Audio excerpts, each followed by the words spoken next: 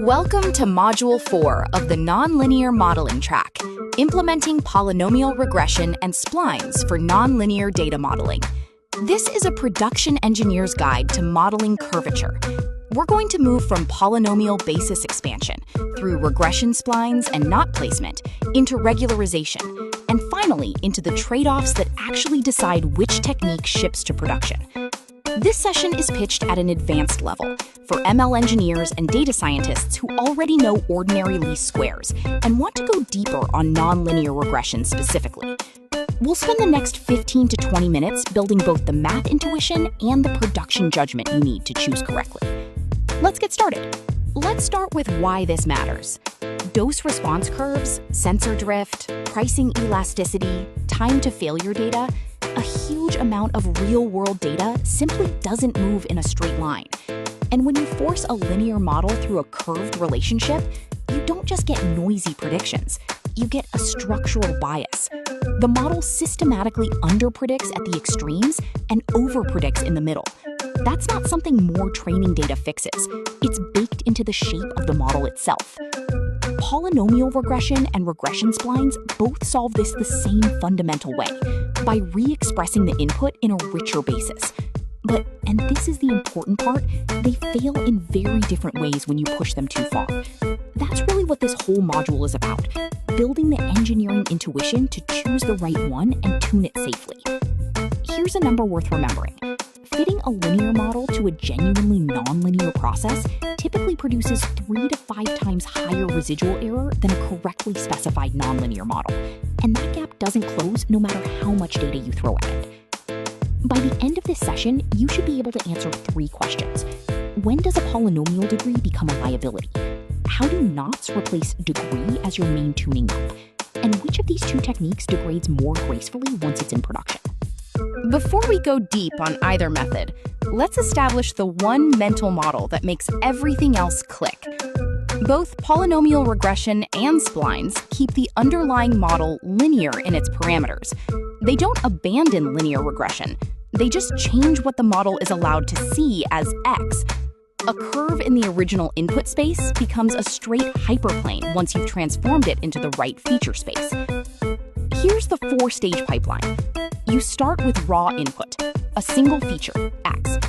You run it through basis expansion. That might be polynomial terms, like x, x squared, x cubed, or it might be a spline basis, written as b of x. That expanded feature set goes into an ordinary linear model, y equals beta dot phi of x, fit by least squares, same as any linear regression. And the output, once you map back to the original space, is a nonlinear fit, a curve that bends to match your data. The key insight here, and I'd underline this one, the real choice isn't linear versus nonlinear. It's which basis, phi of x, you expand into, and how many degrees of freedom you let that basis spend. Everything else in this session is really just working out the consequences of that one decision. Let's start with the more familiar of the two, polynomial regression. The model looks like this. Y equals beta 0 plus beta 1x plus beta 2x squared, all the way up to beta n x to the n. You fit it by ordinary least squares on what's called the Vandermonde design matrix. That's just the matrix of columns 1, x, x squared, up through x to the n. Here's the catch. Degree n is your only knob, and it's global. It applies across the entire domain at once. And because every column in that matrix is correlated with every other column, your coefficients become numerically unstable well before you even reach degree 10. Look at the chart on the right. The gray line is a degree 1 fit, basically linear, and it clearly underfits this curved data. The teal line is a degree 3 fit. That's a good match to the underlying shape. The orange line is degree 12, and you can see it's essentially chasing every wiggle in the training data. That orange line is Runge's phenomenon in action. Because the basis is global, a single noisy point near the boundary can swing the fit across the entire domain. It's the main reason production systems almost never use a polynomial degree above 4. The practical tell, an overfit polynomial tracks noise, not signal. Training error keeps dropping, but validation error starts climbing. Watch that gap, not the training curve by itself. Now, let's look at the alternative, regression splines. Instead of one global degree, splines fit separate low-degree polynomials in between a set of points called knots, and those pieces are constrained to join together smoothly. Look at the diagram on the left. You've got 3 knots, K1, K2, K3, and 4 colored segments between them. Because each segment only has to fit its own local piece of the data, noise in one region can't warp the fit somewhere else on the curve. That's the core advantage over polynomials. Your degrees of freedom here equal the number of knots plus the degree plus 1. And a nice property of natural cubic splines specifically, they force the curve to be linear beyond the boundary knots, which tames the wild edge variance you'd otherwise get from a high-degree polynomial. Now let's look at how this actually gets implemented. This is a production-quality Python function using Scikit-learn. We import spline transformer, ridgecv, and the pipeline and cross-validation utilities. The function builds a pipeline. First, the spline transformer, configured with n knots, a cubic degree of 3, quantile-based knot placement, and linear extrapolation for natural spline edges at the boundary. That feeds into ridgecv, which cross-validates the regularization strength alpha across a log-spaced grid. We wrap the fit call in a try-except, so a malformed input array raises a clear runtime error instead of an obscure sklearn tradeback. And finally, we return the fitted model along with its cross-validated mean-squared error. One implementation detail worth calling out specifically. Setting knots equal to quantile places more knots where your data is denser, rather than spacing them evenly. That's the production-safe default. Evenly spaced knots waste flexibility on sparse regions and starve the dense ones. So, side by side, how do these two actually compare when you're deciding what to ship? On tuning, polynomial regression gives you one global degree, a single number for the whole domain. Splines give you knot count and placement, with degree typically held fixed at 3. On failure modes, polynomials fail through boundary oscillation, Runge's phenomenon, at high degree. Splines fail through overfitting near knots that sit in sparse data regions, if you don't regularize. On interpretability, polynomial coefficients stop being individually meaningful past degree 2 or so. Splines give you locally linear effects, and they pair naturally with generalized additive models, which we'll touch on shortly. On where each one fits best, polynomials are fine for smooth, low-curvature relationships with a small number of features. Splines are the better choice when curvature varies across the domain, and they're the standard building block inside production regression and GAM pipelines. And on compute cost, polynomial regression is cheap. It's closed-form ordinary least squares. Splines are moderate cost, basis expansion plus a ridge or GLM fit, but still very tractable at production scale. 3 lessons here that come directly from production experience. First, a tip. Cross-validate degree and knots jointly.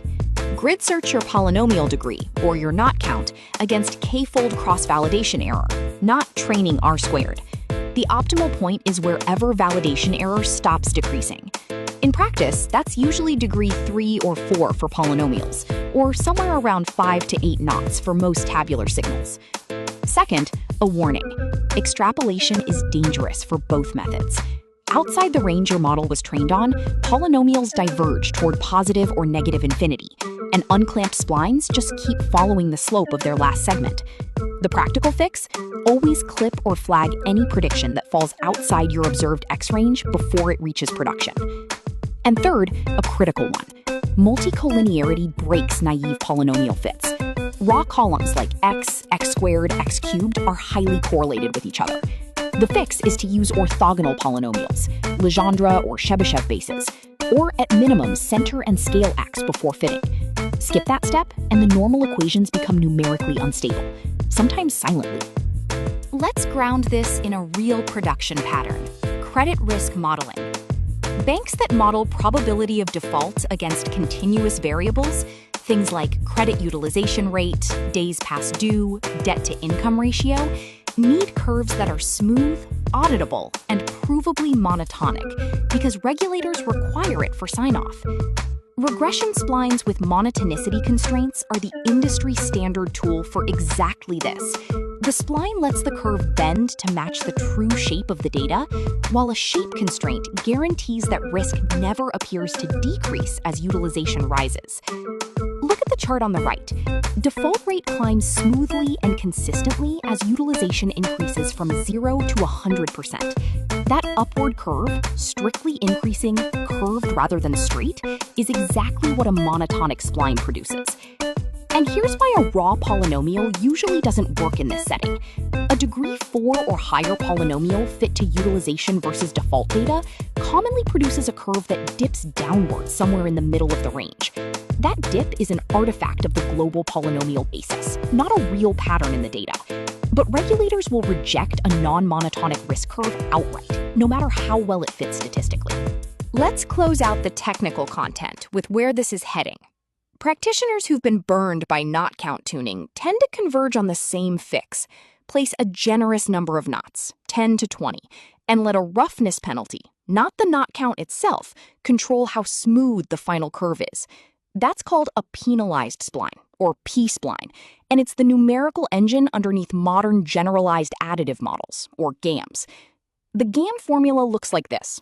Y equals beta 0 plus f1 of x1 plus f2 of x2, and so on through fk of xk. Each fi is its own penalized spline.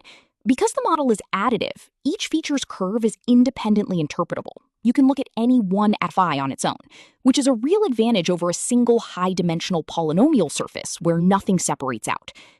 The practitioner lesson to take away: stop treating knot count as your primary tuning lever. Fix knots generously, and instead tune the roughness penalty, lambda, by cross-validation. It's a smoother, far more stable search space. And to make this concrete, this exact penalized basis idea is what's running inside MGCV in R, Pygam in Python, and any spline transformer plus ridge-CV pipeline in Scikit-learn. This isn't a niche academic technique. It's already in your production stack. Let's bring it all together with 5 takeaways. 1. Basis, not linearity, is the real lever. Polynomials and splines both keep the model linear in its parameters. The actual modeling decision is entirely about which basis, phi of x, you choose. 2. Prefer splines above degree 3 or 4. Local basis functions contain error local. Global polynomials let one bad data point warp the entire curve. 3. Tune the penalty, not the knot count. Generous knots combined with a cross-validated lambda gives you a more stable, more reproducible search than hand-picking knot positions. 4. Never trust extrapolation from either method. Clip or flag any prediction outside your training X range. Both techniques diverge unpredictably past the boundary. And 5. Center and orthogonalize your polynomial features. Raw x, x squared, x cubed columns are numerically unstable. Legendre or Chebyshev bases, or simple scaling fix that before it becomes a production incident. That brings us to the end of implementing polynomial regression and splines for nonlinear data modeling. Here's a question to sit with, and a good one to discuss if you're running this live. Your production model just started drifting on out-of-range inputs. Was the right fix a wider training range, a hard clip on predictions, or a completely different basis entirely? There isn't a single correct answer. It depends on your data and your risk tolerance. But working through it is a good way to test whether today's concepts have actually landed. You can continue this course at systemdr.com/courses/polynomial-regression/splines.